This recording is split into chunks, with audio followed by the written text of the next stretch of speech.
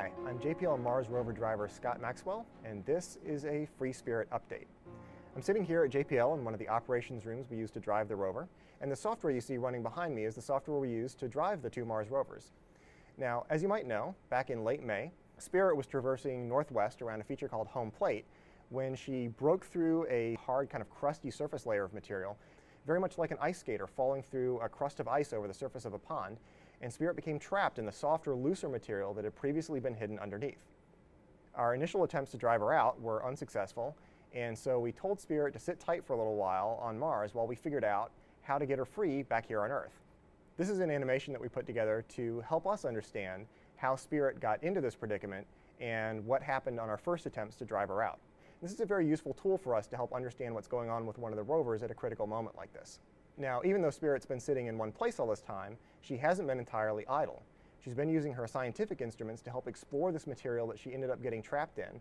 And this stuff turns out to be very fascinating on a scientific basis. It gives us some of the best evidence that we've found for past water activity on Mars from either rover.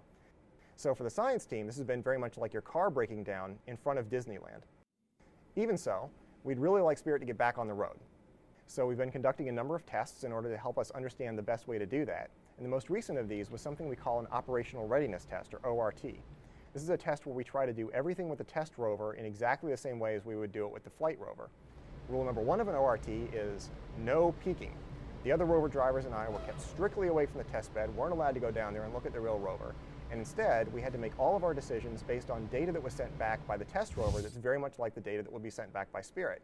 And in the same way, we had to command the test rover using only the same kind of software and the same kind of procedures that we'll be using to command Spirit when we get ready to do this extrication for real. Mars does not owe us a solution to this problem, and there might not be one, but we are very confident that we have the best possible plan under the circumstances, and we're ready to begin implementing it very soon.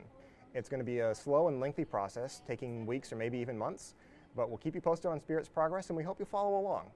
I'm JPL Mars rover driver Scott Maxwell. This has been your Free Spirit Update.